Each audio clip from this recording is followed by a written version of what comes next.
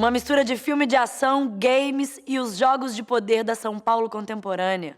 É sobre Dois Coelhos, o filme que você acabou de assistir aqui no Canal Brasil, o nosso papo de hoje no País do Cinema. Corrupção e criminalidade em todas as esferas do poder. Proteção jurídica para quem pode pagar. Armas à vontade. Explosivos. É essa mistura que faz de Dois Coelhos um filme de ação ambientado no terceiro mundo. Com efeitos especiais, uma montagem acelerada e uma narrativa estilhaçada, Ursinho fofo. é aos poucos que o espectador junta os elementos da trama. Na velocidade da metrópole contemporânea, incidentes e encontros conectam os personagens numa rede subterrânea movida pelo dinheiro, mas também por culpa e vingança. Toma cuidado com o que diz. Quem é que precisa? Toma cuidado com o que faz. Eu converso agora com Afonso Poyar, diretor de Dois Coelhos, e Fernando Alves Pinto, que interpreta o Edgar no filme. Bem-vindos. Oi. Oi. Bem? Afonso, você dirigiu e escreveu o roteiro. Como essa história de Dois Coelhos nasceu na sua cabeça? Cara, como que nasceu? Olha, nasceu de uma vontade muito grande de fazer cinema, pra começar, assim, sabe? Eu já estava há algum tempo fazendo publicidade, eu comecei minha carreira fazendo animação, computação gráfica, e comecei a dirigir comerciais, mas eu sempre quis fazer filme, sempre quis fazer um longa, né? E eu tinha feito já um curta, e eu falei, cara, eu preciso fazer um longa. E aí eu comecei a pensar em ideias, o que eu poderia fazer, e eu queria fazer alguma coisa original, sabe? Eu não queria adaptar algum livro ou pegar uma história de alguém, eu queria escrever sobre alguma coisa que tivesse uma conexão comigo, assim. E foi aí que eu comecei a escrever. Na verdade, o Dois Coelhos é uma história sobre uma pessoa comum que está oprimida entre uma criminalidade forte, uma coisa muito comum no Brasil, vamos dizer assim, uma criminalidade presente assim nas ruas, e, por um outro lado, tem a corrupção que oprime por cima, assim, sabe? Então, eu queria contar essa história. Eu não sei porquê, naquele momento da minha vida, eu me senti interessado por aquilo. Eu acho que assim, isso é importante, sabe? Quem quer escrever alguma coisa tem que ter realmente um interesse muito grande, pessoal, sobre as histórias. Senão, eu não conseguiria sentar e começar a colocar no papel. Mas o ponto de partida foi esse. Foi realmente alguém, um brasileiro comum, e como ele poderia montar um plano para se vingar, para se colocar contra essas duas forças, sabe? Os criminosos e os corruptos, que naquela época eram muito... Naquela época não, ainda são no Brasil. Sim. Ainda é recorrente, né? Vocês filmaram em que ano? 2010. 2010. Dá quase que pra falar naquela época. Mas é que eu escrevi um pouco antes ainda. Foi em 2008 que eu comecei a escrever. Foi isso, assim, né? Aí depois, obviamente, que esse tema não é o tema do filme de verdade, né? Isso é só uma camada externa. Na verdade, as intenções do Edgar, assim, na verdade, a agenda dele é muito mais interior, né? E é isso que o filme se trata no final. Só no fim, né? Porque aí durante a gente fica assim, cara, é um grande puzzle, né? É um grande tá quebra-cabeça. Mas no final você entende que, na verdade, ele está fazendo isso por uma redenção, talvez, pessoal, né? E Nando, é um roteiro e tanto, né? Qual foi a sua primeira impressão do roteiro? Assim, como é que você chegou no filme? Acho que eles me ligaram, perguntaram se eu queria fazer, mandaram o roteiro. Pô, adorei, o roteiro é muito legal. Eu imagino ler essa quando eu história li inteira. o roteiro... Cara, que roteiro maluco, roteiro completamente maluco. E aí eu fui conhecer, fui lá, sei lá, a gente deu risada lá, a gente começou a dar risada. Eu achando graça nele, ele achando graça em mim, então aí... Porque era muito maluco, era muito maluco, essas obsessões do cara. Depois eu fiquei sabendo que o Afonso ele fazia aplicativo de iPhone. Pô, é um nerd completo. É quase um alter ego, então, exato, né? Então, aí era que, tipo... E uma narrativa fragmentada, assim, ainda mais que você é o narrador do filme, dá um desafio extra, né? Porque você tem que amarrar aquela história inteira. Como é que foi a preparação de vocês? Vocês tiveram ensaios? Teve Essa fase de ensaios com Fala, todo a gente mundo? Não, essa coisa do elenco Agora foi fala. muito engraçado, assim, porque o casting do filme demorou, Quero ver você sei lá, falar. acho que um ano, pra falar a verdade. Uau! Porque, é verdade, porque eu não sabia muito como fazer. Juro, eu era um peixe de fora do negócio do cinema. fazia publicidade, fazia umas coisas, sabia como fazer imagens em movimento, mas não entendia muito como era a indústria do cinema. De verdade, estou sendo bem sincero, assim, como que eu faço esse casting? Eu tinha a minha produtora na época estava fazendo bastante publicidade, não sei o quê, eu abri um estúdio que ficou lá, sei lá, quase 6 meses, recebendo atores e fazendo teste, aí eu gostava, não gostava, aí vinha um, vinha outro. De todos os tipos, assim, sabe? Eu também não tinha acesso a elenco mesmo. Sei, assim. claro, entendi. Eu conheci o Fernando, cara, pra mim o Fernando tinha muito a ver com o personagem, mas eu tinha um medo também de mostrar isso pros atores. Falei, esses caras vão rir da minha cara, né? Pois esse é, cara, eu ri, né? Porque Ele também riu. vão rir né? por quê? Não, sei lá, meu. Falei, Diante do seu roteiro? Fala, cara, não, tchau, moleque, cai fora daqui, eu não vou fazer nada desse filme. Aí eu mandei pra Alessandra Negrini morrendo de medo. Eu falei, Alessandra, você manda escrever uma carta pra ela. Alessandra, você poderia ler cordialmente Gostaria este muito roteiro. de trabalhar com você. Ela me ligou na memória, pô, que roteiro do caralho, eu quero fazer. O roteiro era muito bom de ler, aquele roteiro era muito bom de ler. Não, eu imagino, Já vendo do o começo, filme, já. falando assim, cara, imagina tudo isso no papel. Porque uma coisa é quando você tem as locações, você tem a cara, você tem a direção de arte, você tem as linguagens que você escolhe, né? Você vinha de uma carreira de publicidade, do videoclipe, e essas referências estão muito presentes no filme, né? Foi meio que intuitivo, assim, sabe? Eu acho hoje, analisando Dois Coelhos, pra mim tem um pouco de excesso dessa parte estética, sabe, assim, que hoje, nos meus próximos trabalhos, isso já foi diminuindo. Mas eu queria colocar o que eu sabia fazer, sabe? Eu sou um cara que comecei com isso, eu tinha amigos e pessoas, tinha condições de colocar. Então, para mim, é uma fusão ali um pouco desses mundos. Eu acho que a cabeça do Edgar é um cara... Ele é complexo, entendeu? Sim, então, eu acho que aquelas ilustrações, a parte do videogame, porque ele pensa como um videogame, às vezes, né? Eu acho que é uma mente que trafega dentro dessa cultura pop contemporânea. E eu acho que tem essa tradução da maneira que ele pensa e raciocina e coloca os pensamentos em ordem. Tá ali colocado no filme, né? Então é um pouco bagunçado mesmo, porque ele é um cara meio bagunçado. Mas quando eu li, acho que eu falei pra ele assim, cara, esse roteiro, se der pra fazer isso aqui, vai ficar legal a beça. Porque você lê aquilo, é muito legal, mas como é que você vai fazer isso aqui, cacete? Como é que você vai fazer isso aqui? E tá feito. E por isso que eu não acho excesso, porque as ideias... Você tá no videogame, você tá no videogame, você vai, tem um videogame, enfim, tem aquelas ideias mirabolantes feitas ali, isso aqui é muito interessante. Então, é o seu primeiro filme. Foi meu primeiro filme. Seu primeiro filme. Aí você, então, passa um tempão, como você está dizendo, pensando elenco, tomando esse tempo para poder fazer isso com calma. Aí quando você fecha o seu elenco, você pensa, bom, agora eu preciso ensaiar todo mundo. Vocês tiveram essa fase de ensaios? Você mesmo dirigiu os ensaios? Não. Conta pra gente a preparação. Quero ver a versão dele, Conta a preparação. Eu, cara, assim, eu tinha uma coisa...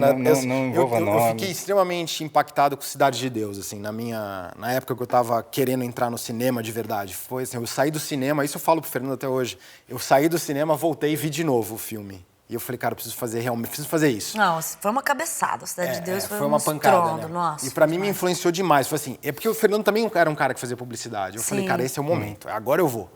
E tinha a Fátima Toledo que fez todo Sim. o ensaio. Eu fiquei bem obcecado por esse trabalho que a Fátima fez, com aqueles caras, com o Nós no Morro, etc. A Kátia Lund, eu sei que participou, mas eu sei que tinha um trabalho muito intenso ali da Fátima, e eu procurei ela. Eu falei, cara, eu também quero um pedaço disso pro meu filme. E aí eu trouxe ela para dentro do projeto e a gente fez uns 3, 4 meses de... Foi isso? Nossa, bastante. Não, foi menos, talvez. Foi menos. Uns 2 meses, vai. Deixa eu aguentar. Não ia aguentar. Então foi um mês. Foi um mês, pelo menos foi um mês. Um mês foi de ensaios com a Fátima, com o elenco principal. E, cara, eu adoro a Fátima. Adoro ela. Ele confiou. Não apareceu num ensaio. Sei. Não, mas eu vi. Eu apareci naquele ensaio que quase Estamos no climão aqui, eu acho. quase saiu na mão. Eu cheguei lá no ensaio que ele quase saiu na mão. Com o Taíde. Com o Taíde. O Taíde, eu encontrei com o Taíde recentemente. É uma das minhas cenas prediletas do filme, aquela. Ele chegou pra mim assim e falou, Nando, cara, eu tenho esse complexo de culpa do que a gente fez. Ele tinha culpa até mês passado. O Taíde. O Taíde, porque a Fátima tem esse jeito. Eu acho a Fátima incrível para essas coisas viscerais, assim. E ela fez isso com o Taíde. Ela fez isso com um núcleo do elenco que funcionou muito. Um núcleo específico, eu acho. Você Os concorda? meninos, os meninos Mas ele teve esse momento que foi bem tenso ali, porque ela veio provocando o Taíde nessa cena que eles estavam ensaiando esse embate. É uma cena que o personagem do Taíde assalta. É uma das minhas É, prediletas. legal, né? Não, nem é do assalto. Não é nem do assalto, é quando ele... Aquele saca que você tá Isso. seguindo ele É, e aquele- que aquele ele... O Edgar vai na favela joga no chão, procurar o Taíde, ele começa né? a rir, brother, me dá uma raiva. Eu falo, tão cara, legal. acho que eu ia Eu ter gosto daquela arrebentado a cena. cara desse Eu acho que cara. ali mostra muito... Eu acho que ele ainda foi muito eu gostei generoso com muito. você. Então, o ensaio daquela cena foi muito tenso, foi tenso. Qual era a importância pra você de fazer um filme com uma linguagem de ação, mas com elementos muito brasileiros, né? A nossa periferia ali, a relação do crime com o poder, uma relação muito íntima, muito estreita. Não, eu acho que é isso, assim. O que eu faço, assim, tem uma linguagem que às vezes as pessoas conectam com o cinema americano. Na época depois desse filme eu fui fazer um filme nos Estados Unidos e as pessoas falavam que o meu estilo era meio parecido com o Guy Ritchie de filme. E você tinha assistido muito Guy Ritchie? Isso é uma dúvida. Tinha. Eu gosto, sou fã, gosto do estilo visual dele. Mas eu acho que eu tento sempre trazer um pouco desse nosso estilo latino, eu acho. Nem sei se é Sim. brasileiro, mas Alejandro González é um dos diretores que eu gosto pra caramba. Amor Espierro foi uma das minhas coisas que influenciaram na mesma medida que o Cidade de Deus influenciou. Então, pra mim, é claro, são as minhas influências desse cinema americano que talvez tenham uma coisa de gênero ali, com essa nossos força elementos. latina que eu acho muito boa, muito boa. E acho vigorosa, assim, sabe? Sim. E eu tento fazer esse blend, entendeu? Pra mim é importante. Pô, é incrível. Pô, O é Brasil é muito claro. maluco, entendeu? Como assim, né? O que eu acho, quando muita gente fala, não, mas é muito parecido com o Guy Ritchie ou com alguma referência. Tudo bem, a gente cresceu comendo coisas, mas é tudo muito desse cara, é muito desse nerd, desse cara que fazia app de iPhone, é tudo muito dele. Ele, de fazer aquelas animações, é tipo que ele cresceu fazendo essas coisas, tipo de coisas de se divertir de moleque. Por isso que é muito autêntico dele, isso é muito legal. E tem referência, que nem deve ter Todo referência mundo tem referência. A Asterix gente e Obelix cresceu, também, né? sei Assim, lá. minha geração cresceu vendo os filmes do Spielberg, sabe? É, Assim, então. é isso que a gente via, a gente consumiu isso. No mainstream. Depois, claro, quando você ganha alguma educação cinematográfica, você vai buscar outras coisas, né? Mas, a princípio, que vem pra você é um pouco desse cinema americano que chega mais fácil, chegou mais fácil. Pelo menos pra minha geração, assim. Então, não tem como você não pelo menos ter um pouco Na disso sua na mente, linguagem, sabe? né? E tudo bem, né? Porque Eu também acho, acho que claro, até que o próprio estilo se desenhe puro, se é que isso é possível, porque ele Não sempre é, bebe não é. em fontes, você entende É nada uma de... mistura que sai por ele, que é Claro. de todos os... Ser artista é sobre Todas as ser direções. uma natureza única também, né? Mesmo que você tenha bebido em fontes, a sua assinatura é tua assinatura, né? Essa é a tentativa, né? Ô, Afonso, a gente está falando bastante aqui nessa temporada, Afonso e Nando também. Claro que o cinema brasileiro, além de uma construção do imaginário brasileiro, o próprio fator artístico, as importâncias que a gente está falando do cinema, né? Também tem uma importância econômica muito grande. Um filme como Dois Coelhos, ele tem uma fase só de pós-produção certamente gigantesca, né? Quantos empregos, mais ou menos, um filme como Dois Coelhos gera da pré até a finalização? Ah, nossa. Cara, assim, difícil quantificar, mas muitos, são centenas com certeza, mas Com sem dúvida certeza. nenhuma. Da pré até o fim. Porque você tem só uma equipe de cinema hoje, um set simples. Dois Coelhos era um filme muito pequenininho, né? Foi feito muito assim, com os amigos, com ajuda, com pouco financiamento, na verdade. Mas um filme emprega num set mais de 100 pessoas. Isso é um filme médio, né? Fora tudo que ele traz, porque você filma em São Paulo, por exemplo, você aluga hotéis para vir atores do Brasil todo filmar. Então, passagem aérea, hospedagem, as pessoas precisam comer. Catering. Quer dizer, você movimenta uma economia local, com certeza, com um filme.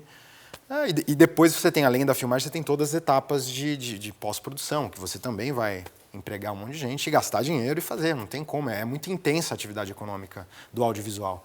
É importante, emprega um monte de gente e é uma coisa que faz bem para... O resultado faz bem para... Alimenta as pessoas também, entendeu? Claro. Alimenta Sobretudo culturalmente. isso, né? Porque... O estado da Geórgia, nos Estados Unidos, tem um tax rebate que eles chamam, eles pagam, né? Eles dão para as produções filmarem lá, não é à toa que eles fazem isso, né? Eles estão pagando para produções irem para lá, por quê? Porque esses caras devolvem dinheiro. em forma de serviços que são tomados na economia, né? Claro. E não é pouco, sabe? É bem considerável. Então a gente tem que considerar o audiovisual como algo com uma relevância econômica, sem dúvida nenhuma. Sem dúvida nenhuma. A gente Econômica volta já. e humana. E humana. A gente volta já.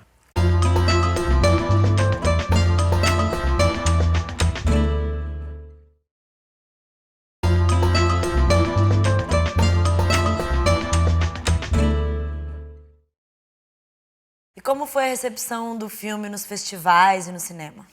Olha, o filme não foi para muitos festivais, pra Pois falar a é, verdade. foi Ele uma fala coisa que eu isso, mais ele vai- gosto Poxa. de ir para festival. Pô, manda pro festival, não vou ficar mandando pro festival, ficar olhando. Ele não quis mandar Não é que eu não fiz, eu fui tomado pelo evento que o filme, do que aconteceu depois que o filme foi lançado. Na verdade, no cinema, isso é uma coisa engraçada, porque o filme, quando eu escrevi ele, levei nas distribuidoras, falei, vocês querem produzir esse filme aqui, querem financiar? Ninguém quis, né? Os caras leram aquele negócio e quando falaram, ficou de pronto, jeito eles nenhum, ficaram super animados. você é maluco, vai dar uma volta na pista. E eu escutei isso de várias pessoas, inclusive. Poxa. Vai dar E uma aí, volta depois na a gente achou um jeito de financiar o filme, de fazer ele da maneira que deu pra fazer. E eu levei o filme pronto nesse lugar de novo. E aí o cara falou, eu quero, agora eu vou distribuir. Muito. E ele Ele distribuiu ficou bem muito mesmo. animado. Vocês ficaram quanto tempo em cartaz? Não filho, eu não sei. Pelo que eu me lembro, teve, mês e pouco, Hoje em não dia- rolou um negócio de foi teve bom. cópias demais, que deu um Foi número- bastante cópia, número... fez uns 250 mil espectadores por aí, foi isso. Foi mais, poucos 300 e poucos mil. Mas o que não é mal para um filme muito pequeno, Claro. né? Mas a expectativa era muito mais, tá? Pra você ter uma ideia de que o lançamento, depois que eles viram o filme, eles apostaram em Eles apostaram, um foram filme de ação que poderia ser diferente, sabe? É isso. É quando você fala a expectativa era mais, principalmente pelo número de O cópias número de que cópias é feito. e o tamanho do de lançamentos. PNA que fizeram. Mas A o que publicidade a gente também teve, que fizeram. E a gente teve uma excelente bilheteria na primeira semana, foi excelente. Foi tipo, tinha os Walt Disney, Spielberg e Dois Coelhos. Olha. Só que, como tinha muitas cópias, dividiu pelo número de cópias, foi um pouquinho abaixo numa uma matemática muito O dos filme caras, assim. lançado também numa época difícil. Agora, o que aconteceu com o Dois Coelhos é que aconteceu... quando o filme lançou no cinema, um cara, que é meu manager americano hoje, ele viu o filme num trailer em Sundance. Não sei porque tinha um trailer passando lá. E ele pegou um avião, veio pro Brasil e assistiu no cinema. E depois ele falou, cara, na mesma semana ele fez uma reunião comigo e falou, cara, você tem que levar esse filme para os Estados Unidos, você tem que dirigir filmes lá, sei lá, você tem que carregar esse filme para o mercado de Hollywood. E eu falei, vamos, né? Vamos, Sei lá. né? Eu não tinha nem... Isso foi assim, logo depois de lançar, né? Então, em 2012, eu fui para lá e fiz esse tour com esse filme, pela indústria. E todo mundo lá viu o filme. E fui oferecido diversos filmes. Uma loucura, assim mesmo. Eu fiz um filminho com meus amigos ali, um negócio...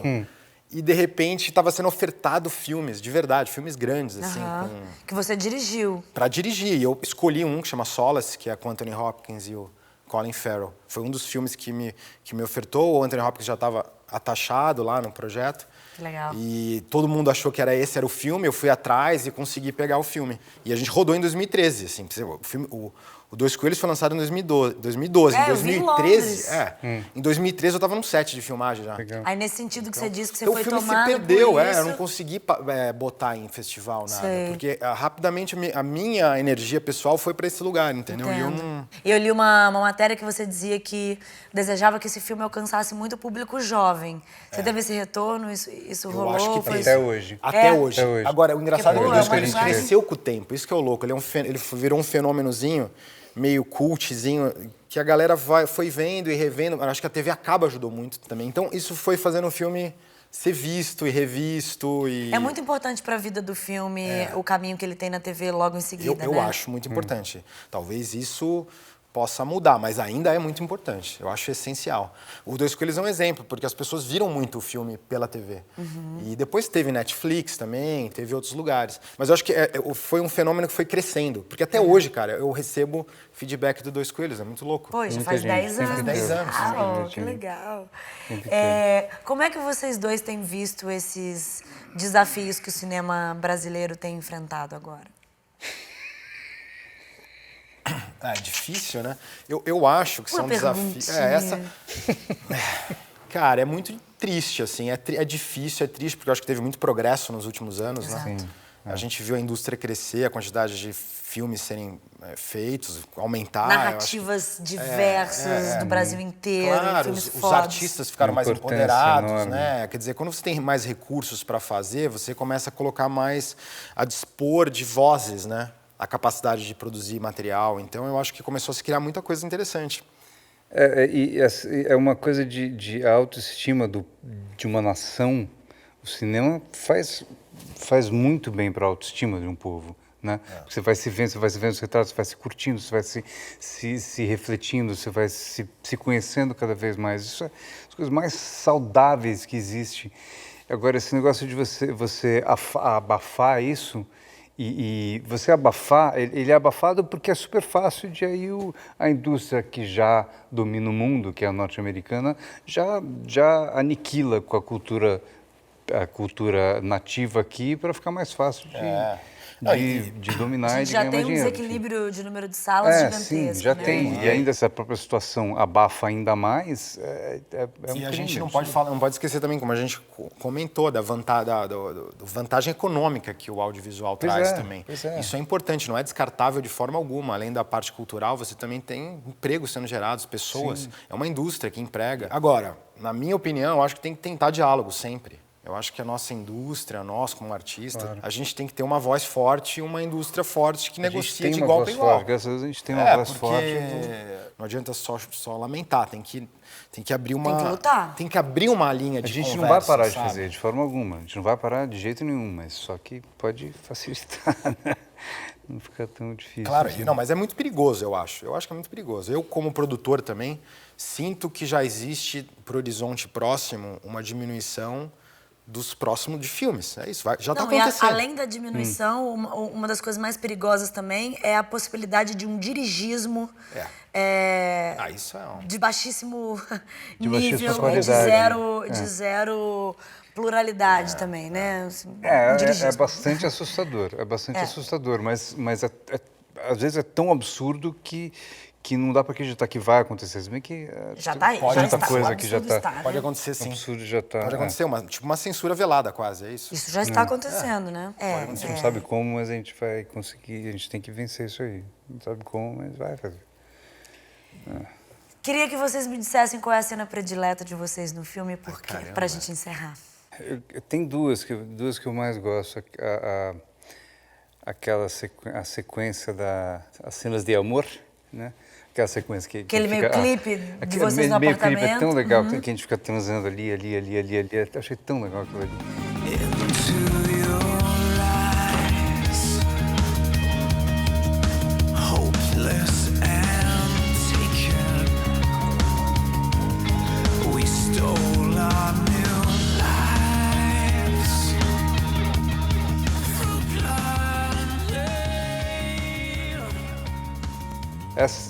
Porque eu acho divertido, eu acho muito divertido. E a cena do Edgar com o Taíde, com a velhinha.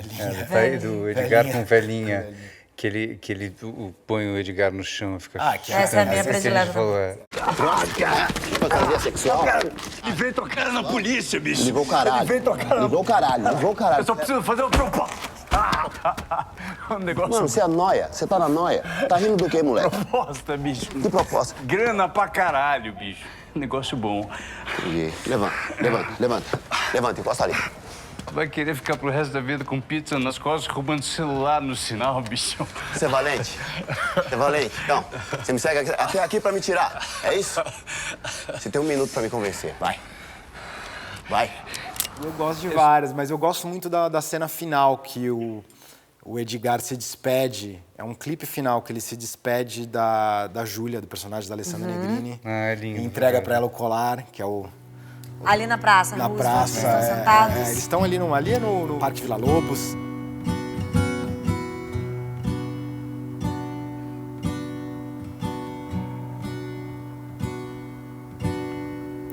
Wake from your sleep, the drying of your tears. Today we escape.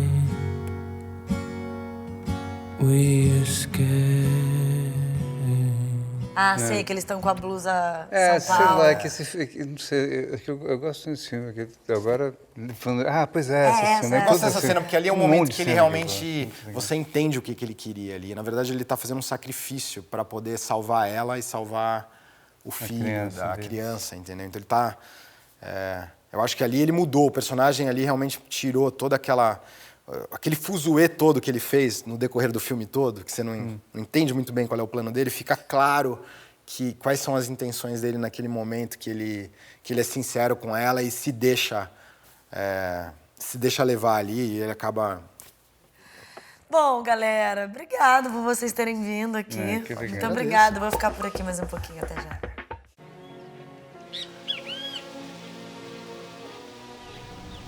E aí, ela entrou no ônibus e deixou ele pra trás.